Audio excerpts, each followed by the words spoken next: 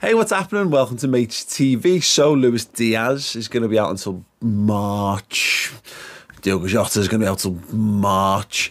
Liverpool have got, a bunch of players back from injury, back from the World Cup, back in training, back in action.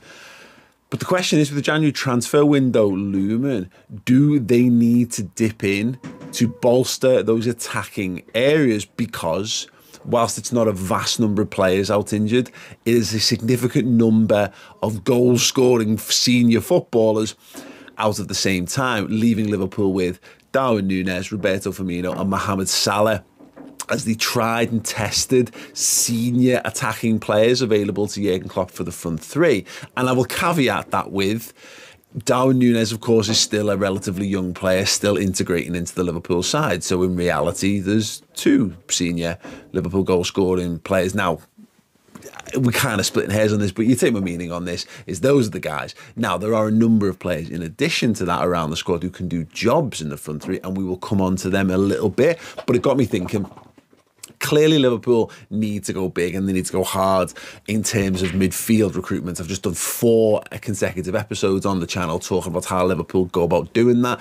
We say the names again: Jude Bellingham, Enzo Fernandez, Amrabat, etc. Declan Rice. We've discussed all of these guys. But with January there, and Liverpool very much needing to get their act together in the Premier League, very much needing to be ready for Real Madrid in the Champions League in February, is there a need, a necessity to go and get one more player? Because whilst Liverpool have got a number of supplementary players who can do jobs in the front three, ranging from 16-year-old Ben Doak, probably all the way up to Alex Oxlade-Chamberlain, who's currently in the last 6 months of his contract, none of them are close to the proven level that is required to be a consistent performer in Liverpool's front three. And what I mean by that is there's a barrier to entry, and that barrier to entry is about 15, minimum 15 goals a season, really more like 20 goals all comps across the season. Now, again, they own Luis Diaz, who was on his way to being that. Diogo Jota, when he fit, certainly is that already. And that will confiscate, make it difficult to understand and make it difficult for people outside to understand why they don't go in for more. But we know historically Liverpool tend to say, well, look, we've got these players. Those players are going to be back from injury at some point. You can't buy a bunch of players because if they're all fit, then you've got too many players. You can't carry that many footballers. And to which the obvious response, we all do it, is go, well, who gives a shit? I just want to see Liverpool win. We should always be having more and better players. It always felt like Chelsea and the Man Cities and the Man Uniteds always could go and do one more. Why can't Liverpool go and do it? And Liverpool kind of did that last season, to be fair. Luis Diaz was an opportunistic move. It presented itself as an opportunity.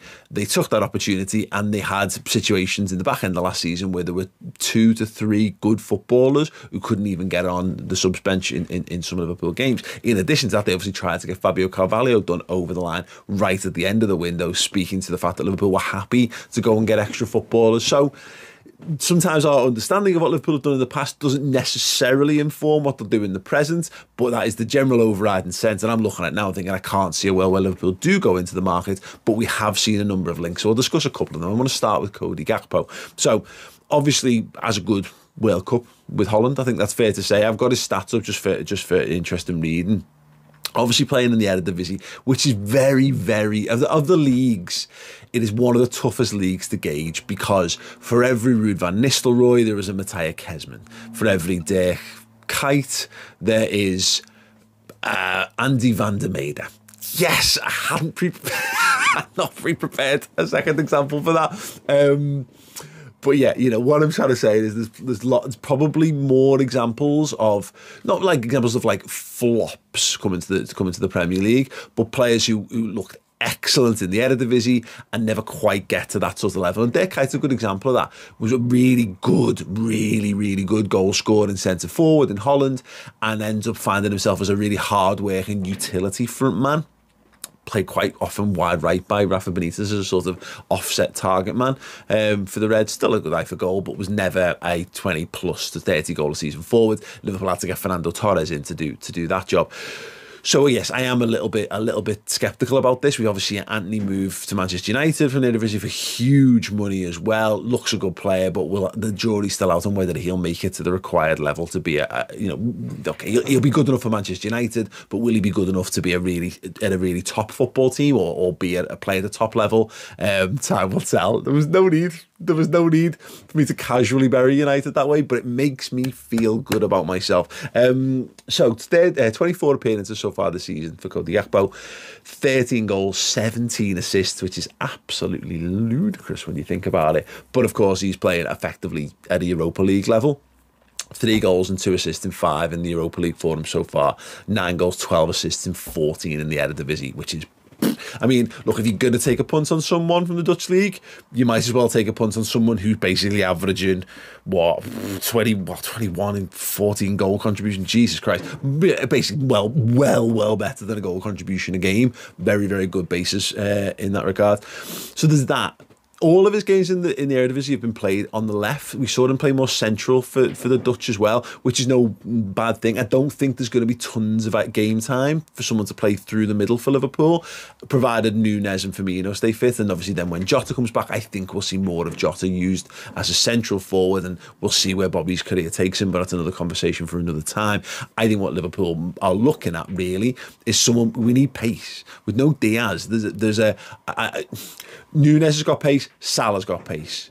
And like Doug's got loads of pace, but he's a kid. Carvalho's quite quick, but he's not like electric. He's not going to burst behind defenders and burn them off. Diaz will do that, but again, there's an injury problem, and I worry a little bit that if you're having to use more regularly Roberto Firmino, more regularly, let's say Harvey Elliott, and more regularly Fabio Carvalho, then you may be just lacking a little bit of electric pace.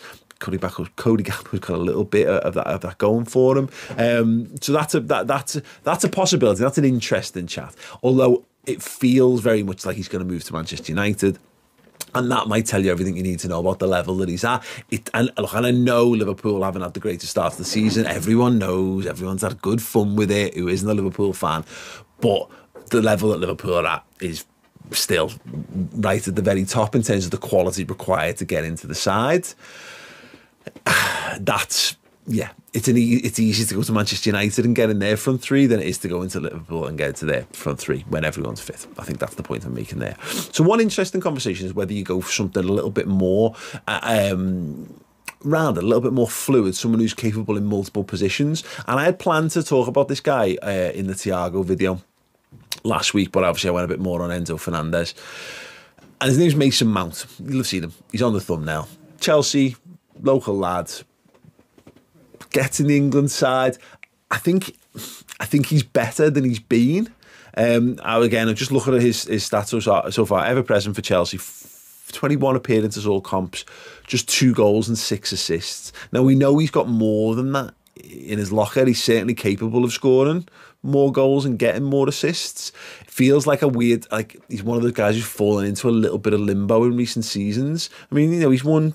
He won the Champions League with Chelsea. He's won the Club World Cup with Chelsea. He's won the Super Cup with Chelsea. So he's got experience of winning things. I go back to 2021 when he got 50. He played 54 times, got 9 goals, 9 assists, predominantly from an attacking midfield position. And why I'm talking about what I think makes him an interesting one is he's obviously, there's lots of talk around him being available, not like readily available, not cheaply available, but there seems to be a lot of smoke around that, which sends me into the thought process of there's a bit of fire there and there might be a bit of truth to his availability.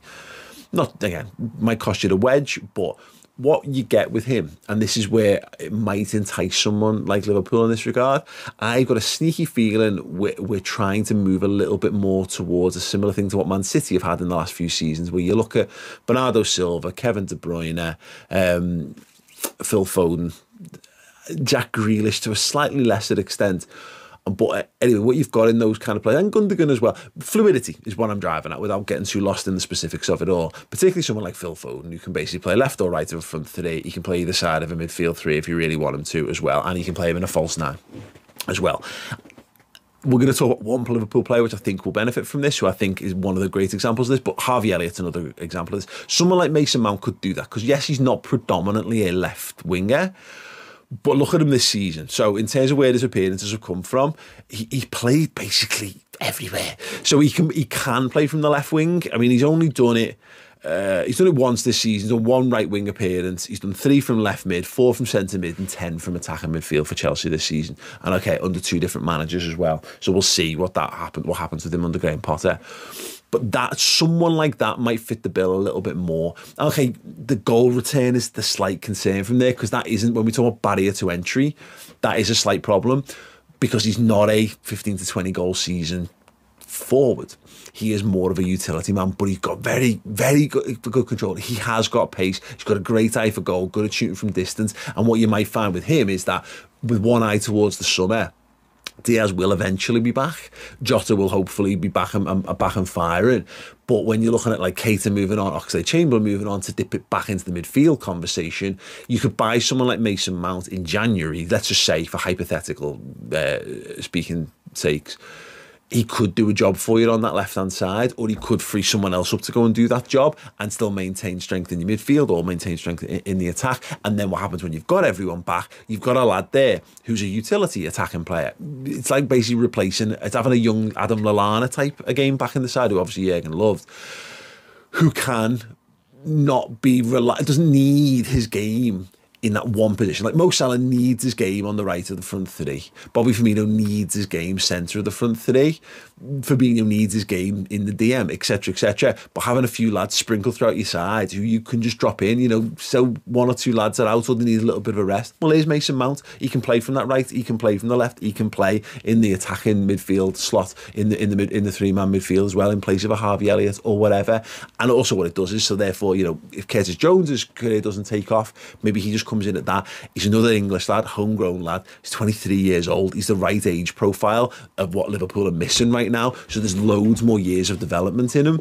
And I'm not 100% convinced that Mason Mount is the answer. I don't know whether he's got the right attitude to fit into a Jurgen Klopp team. It doesn't. The same goes for Cody Gakpo, to be perfectly honest, because I don't know how many footballers on earth can do that. There's lots of footballers who would be technically good enough to play for Liverpool, but you need to have the total package. Often technicality is secondary to making sure you've got the right attitude. The guys who turn up in training and work their bollocks off each and every day, which leads me into Fabio Carvalho. So Liverpool wants to sign him last January. They got it boxed early doors at the start of the summer transfer window.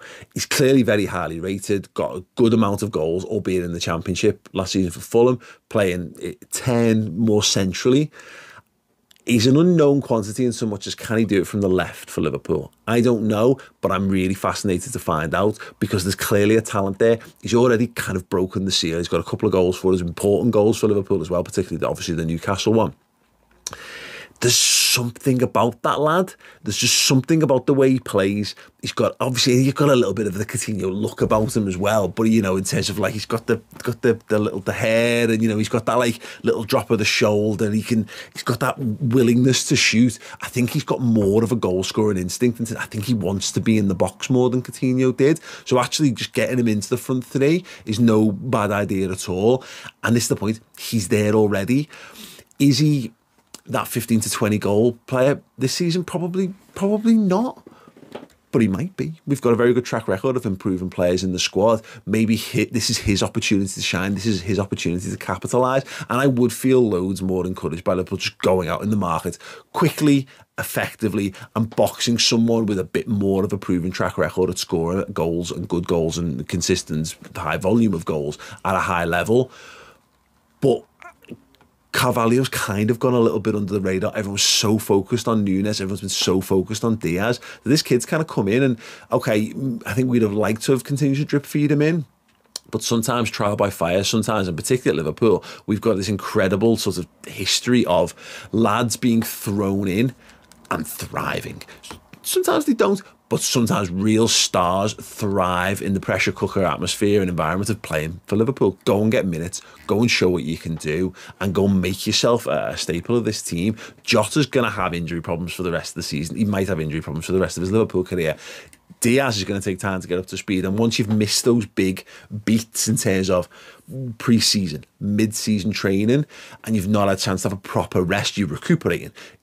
more likely they're going to pick up small injuries. So this next month, 2 months, is a big opportunity for Carvalho. He's going to get more minutes than he's had probably up until this point. And in addition to that, someone maybe like Ben Doak, probably far too soon for him.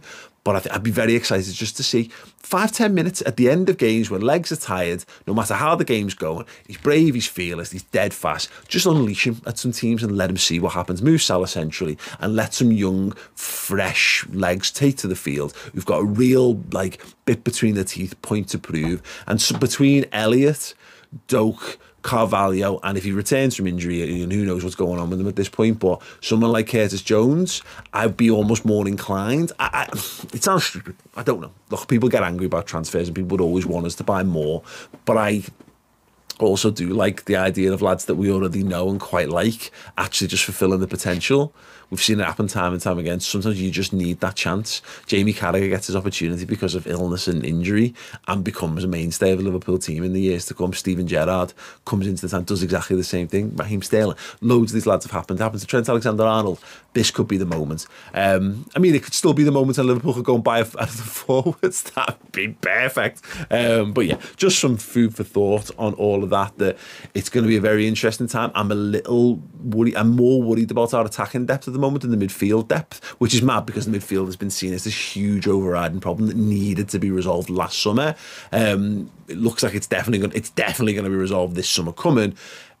Whether we have to put it on the back burner, do you risk capsizing big money deals for big name players to get a shorter term stopgap solution in the attack and maybe save a Champions League place? Big questions that the manager and the recruitment team are going to have to answer in the next few weeks. But yeah, interesting stuff. Let me know your thoughts in the comments underneath on all of that. If you haven't done so already, do check out the Redmen Christmas special podcast this week. It was a lot of fun. We've got a new studio there. We're going to be having some interesting stuff. We're going to be doing some major changes over on there in the new year. So a little glimpse of what the future might look like over on Redmond there. And of course, don't forget to go and check out the 888 Sport channel. I'll be leaving a comment on the latest video. I'll play it out on that as well. But head over there, drop a like, subscribe to the channel, say mate sent me, and obviously reply to my comment over there as well. That would be great. But yes, that is me. That is that. You're awesome. Stay awesome. Have an absolutely amazing Christmas. Whether you're with people or not, know that you're loved and you're incredible and you can achieve anything because you're just a lovely human being. And if you're not, then there's plenty of time still to change. Yeah, anyway, that's it from me. All the best. Ta-da. Do you know what I was so close to doing? Arsenal top of the league. Was that? How mad was that? Because Abby, you gave me a look when I mentioned it when we were sort of deliberating that could kill. Is it that wild? It's not that wild, but I can't bear the thought of living in a world where that happens. So I'm banking on them having their normal capitulation around February, March time. You know, I will say why it might not be wild. Every single season, we always discuss this. I mean, you go back and forth, and we always say to win this league, you got to get 100 points. Like to guarantee you winning the Premier League, it's 100 points. I don't think it's that this season. No. And so it might be 90. Yeah, which they're capable of doing. We know City will do it. City can go on that run. Trust me, as a Liverpool fan, we won 15 in a row, 15 games in a row, and I'm thinking we're going to get them. And they win 16 in a row. Yeah. They just find a way, and they've had Haaland, who's not been at the World Cup, ready to go. He's almost been in the lab, waiting, anticipating the start of the Premier League again.